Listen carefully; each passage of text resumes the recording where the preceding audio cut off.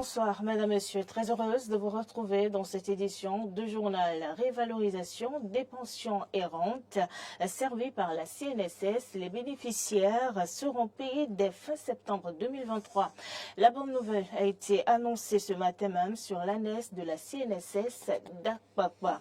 La journée internationale de la démocratie est célébrée aujourd'hui même. Placée sous le thème renforcement des moyens d'action de la prochaine génération, la journée vise à inclure la jeunesse dans les actions de préservation des valeurs démocratiques. Et puis, au-delà de nos frontières, l'armée malienne a assuré avoir repoussé des attaques complexes toute cette semaine.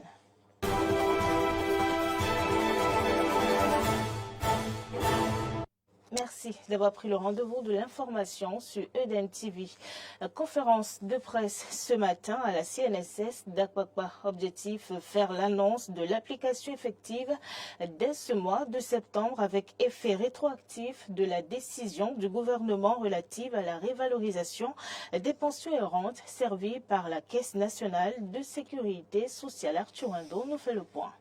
Le gouvernement du président Patrice Talon a joint l'acte à la parole. Les pensionnés de la Caisse nationale de sécurité sociale poussent depuis quelques heures un ouf de soulagement. Ils bénéficient d'une augmentation dans une fourchette de 30% à 1%, ce qui donne droit à un taux moyen global de révalorisation de 5,3%. Les plus heureux sont ceux qui ont une petite pension.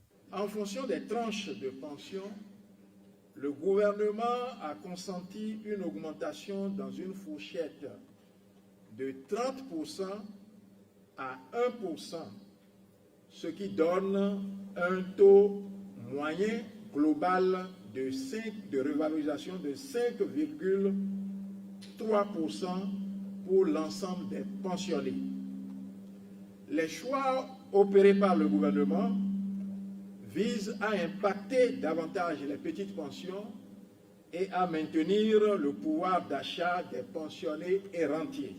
La question légitime qui se pose donc est de savoir quand est-ce qu'ils rentreront dans leurs droits. La direction générale de la CNSS rassure tous les bénéficiaires de cette décision que les dispositions sont prises pour sa mise en œuvre diligente. Elle s'engage ainsi à liquider sans délai les droits acquis par ces pensionnés et rentiers et à les mettre en paiement à la fin de ce mois de septembre 2023. Les services techniques de la CNSS sont instruits et mobilisés à cet effet. Il y a lieu de rappeler que les pensions du mois de septembre 2023 sont déjà mises en paiement. Donc, les pensionnés constateront les rappels induits par cette mesure au titre des 9 mois échus à la fin de ce mois. La joie est inexprimable et se lit aisément venant de Apollinaire Wedissi, secrétaire général du Centra CNSS, qui, pour accueillir la bonne nouvelle, a porté un chapeau spécial, histoire de frimer. Patrice Talon restera à jamais gravé dans le cœur des retraités pensionnaires de la CNSS. Nous sommes contents de les prendre parce que quand vous voyez la hiérarchie, quand vous voyez la pyramide des pensions, les plus démunis sont très bien servis. Moi, dans mon état d'âme là, vous avez vu le chapeau que je porte? C'est mon chapeau de joie. Quand je porte ça, c'est pour... Je frime. Je suis très content de ce qui s'est passé. À l'endroit du président Talon, je vais dire ceci. Ça fait longtemps que nous attendons. On nous a promis mon évalué. Ils n'ont rien fait. Talon est venu et il a plié une page sombre de l'histoire des retraités. Au nom de tous les retraités. Au nom de nous tous, je lui dis grand merci. La machine du retournement social prônée par le président Patrice Talon et son gouvernement est ainsi mise en marche pour le bonheur du peuple béninois. Et alors que nous sommes à 78 heures de la rentrée scolaire 2023-2024, la situation des aspirants au métier de l'enseignement n'a toujours pas évolué. Ils espèrent toujours que le gouvernement puisse honorer sa promesse. Ils ont un salaire dérisoire et ils ne sont pas payés pendant les vacances. ils n'ont pas de prime, ni pendant l'année scolaire, ni à la rentrée. Pire, c'est qu'on leur donne une masse horaire extra-texte. Les aspirants au métier d'enseignant AME s'inquiètent par rapport au retard observé dans le processus de leur reversement en agent contractuel de droit public de l'État. Le secrétaire général du Creuset national des aspirants au métier d'enseignant s'est exprimé sur le sujet. Nous étions en décembre 2018 et quand le gouvernement annonçait le reversement des AME ayant déjà fait au moins 3 ans sur le terrain et qu'il organisera une formation en juillet-août et après un test qui finira par donner droit aux AME à un reversement. C'est vrai, nous n'étions pas du tout d'accord en ce moment puisque pour nous, plusieurs tests ont déjà été organisés à l'endroit de ces AME. Donc, nous ne voyons pas l'importance de ces formations et encore de ce test qui sera encore fait. Jusqu'à présent, jusqu'à l'heure où je vous parle, nous sommes à 3 jours, je dirais, de la rentrée. Rien, ni la formation, ni le test. Vendredi dernier seulement, il y a eu une rencontre entre les acteurs et le gouvernement. Une rencontre qui n'a pas accouché de bonnes nouvelles. Le vendredi dernier, il y a une rencontre entre nos centrales et le gouvernement, mais d'après les comptes rendus qui n'étaient pas les mêmes au niveau des 3 centrales, il y a la COSI qui était revenue et il a martelé qu'en réalité, il y a la prochaine Conseil des ministres que le décret serait une réalité, mais à notre grande surprise, et le premier Conseil des ministres du gouvernement, après ces congés, n'ont même pas abordé le côté enseignant jusqu'à même parler d'AME, ce qui nous a encore plus abattus depuis hier jusqu'à aujourd'hui. La réalité est là, à quelques jours de la rentrée des classes. Nous, on n'a pas de prime de rentrée, on est là et on doit se débrouiller vaille que vaille. Pour vous dire la vérité, jusqu'à l'heure où je vous parle, bon nombre d'entre nous ne savent même pas encore comment inscrire nos enfants. Et toutes nos intentions étaient focalisées sur le reversement puisque c'était une promesse faite par le chef de l'État. Nous sommes dit que cela serait déjà une réalité avant la rentrée, mais malheureusement, à quelques jours, aucune communication de la part du gouvernement et nous sommes beaucoup inquiets par rapport à cette situation puisque, vous le savez, ça a commencé depuis 2019 et l'âge est en train d'évoluer. L'âge évolue et continuera d'évoluer sans nul doute. Les AME souhaitent donc. Il est très important que le chef de l'État prenne le dossier à cœur. Nous demandons humblement et avec beaucoup de larmes aux yeux, avec beaucoup de cris de cœur, de demander au chef de l'État de bien vouloir reverser les AME par un décret qui déjà peut commencer par prendre effet avant le 18 septembre 2023, c'est-à-dire avant la rentrée. Ce qui est sûr, un bon père de la nation, le chef de l'État Patrice Talon, ne restera pas indifférent face à ce cri de détresse des AME. Et toujours dans ce registre de la reprise des classes, nous nous sommes intéressés au dernier réglage dans le rang des parents d'élèves. Sont-ils prêts? La réponse à travers ce reportage. Au bord des voies, plusieurs stands de vente des fournitures scolaires sont installés et frappent à l'œil. Sur l'axe à Kassato Campus d'Abomey-Calavi, les stands sont sans affluence. Ainsi, les vendeurs des fournitures scolaires sont partagés entre espoir et doute. Bon, ça se passe pas mal, mais les clients ne viennent pas, ça va un peu. Bon, on attend la veille pour voir comment ça va se passer. Bon, disons, on peut dire au maximum, si c'est trop, 8 clients par jour au maximum. Ils sortent un peu, mais pas encore très bon. Par jour, on reçoit au moins 10 à 15 clients. Bon, par jour, au moins, pour ne pas exagérer, au moins 50. Du côté des parents d'élèves, pendant que certains visitent les stands histoire de s'imprégner du prix de vente des fournitures, certains par contre ne comptent pas perdre du temps. Il ne reste que les fournitures et nous allons commencer ça un peu. Bon, je demande d'abord les prix parce que le temps est un peu fort là. Nous allons demander les prix pour savoir comment il faut les acheter.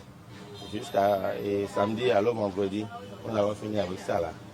Je suis venue acheter les fournitures pour les enfants. Les manières de français, mathématiques, les cahiers, un peu de tout, dictionnaire, art de conjugaison. Et machin. En tout cas, j'ai tout acheté quand même. Les télés sont déjà là, c'est à la maison déjà, tout est prêt. La rentrée est pour le lundi. J'avais déjà acheté quelques fournitures. J'ai payé couverture et cahiers et frais destinateurs. Chrétien fervent, Emmanuel Monou, lui, espère quand même en Dieu et est sûr de ce que les parents viendront à quelques secondes de la rentrée. Je sais que il y a la rentrée et puis les enfants doivent y aller à l'école. Donc, bon, sûrement que c'est le temps qui est un peu dur. Mais on pense bien que dans les 2 jours à venir, ils vont sortir parce que la rentrée c'est déjà pour le lundi. Tout se met peu à peu en place pour que la rentrée scolaire 2023-2024 dans la cité d'Autoire soit chose effective. Je vous l'annonçais dans les titres, la célébration de la journée internationale est pour aujourd'hui. La journée initiée par l'ONU depuis les années 1997 permet de poser les principes constitutifs d'une démocratie et de définir les caractéristiques et les fonctions d'un gouvernement démocratique. Le thème retenu cette année, renforcement des moyens d'action de la prochaine génération, reconnaît la place et le rôle de la jeunesse dans la préservation des valeurs démocratiques et vise à amener les jeunes à veiller à ce que leur voix soit entendue dans les décisions qui ont un impact profond sur leur monde. Dans son message à l'occasion de la journée, le secrétaire général accuse la propagation actuelle de la mésinformation et de la désinformation qui empoisonnent le débat public, créent des clivages dans nos sociétés et érodent la confiance à l'égard des institutions, compte tenu de l'effet néfaste que ce flot de fausses informations peut avoir sur les jeunes. La journée internationale de la démocratie de cette année est donc consacrée au renforcement des moyens d'action de la prochaine génération en mettant l'accent sur le rôle essentiel joué par les enfants et les jeunes dans la sauvegarde de la démocratie aujourd'hui et demain.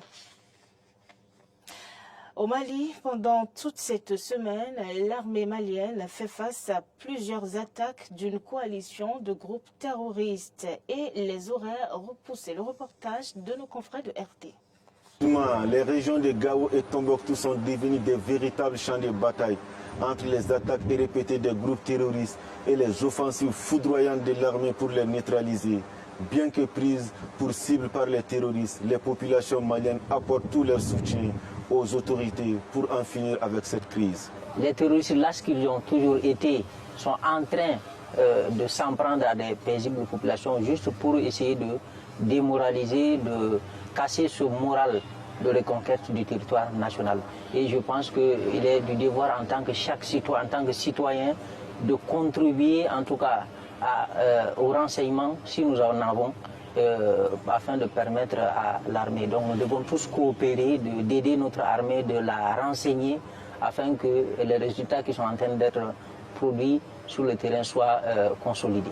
Hier mardi 12 septembre, au cours d'un affrontement d'une rare violence, les forces armées maliennes ont vaillamment neutralisé une attaque complexe terroriste aux véhicules piégés, de plusieurs terroristes à bord, de plusieurs véhicules et de motos dans la localité de Bourem, région de Gao. Les renseignements combinés aux actions aéroterrestres ont permis d'abattre 46 terroristes, dont 3 responsables, et de détruire une vingtaine de pick-up. Les ratissages continuent et l'état-major rassure que l'armée est toujours dans son noble esprit, à savoir préserver l'intégrité territoriale et la sécurisation des personnes et de leurs biens. Je soutiens l'armée. D'ailleurs même, je suis très fier de ce qui s'est passé à Bourem. Montre que ce que les séparatistes passaient, ce qu'ils ont fait en 2012 ne pourrait plus se passer. On a vu sur les réseaux, ils ont passé, qu'ils ont pris la ville de Bourem. Mais à la minute, on a vu les femmes ont pris le dessus sur eux, ils ont fait les frappes et ils ont fui. Ça veut dire que désormais, nous pouvons faire face à eux. Il ne reste que maintenant la population de soutenir les femmes et tout va rentrer dans leur Inch'Allah. Pour rappel, ces événements interviennent quelques jours seulement après l'attaque terroriste barbare du bateau Tombouctou de la compagnie malienne de navigation fluviale dans la zone du Gourma-Radous, faisant plusieurs morts et des blessés. Et l'attaque kamikaze qui a visé les camps Firoun de Gao dans la zone aéroportière. Mais pas que, car lundi tout près, 3 obus sont tombés sur l'aéroport de Tombouctou, sans pour autant faire de victimes, mais qui a eu pour conséquence l'annulation de tous les vols commerciaux à destination de Gao et Tombouctou pour cette semaine. C'est la fin de ce journal. Merci, madame, monsieur, de nous avoir suivis. Bon début de week-end à chacun et à tous.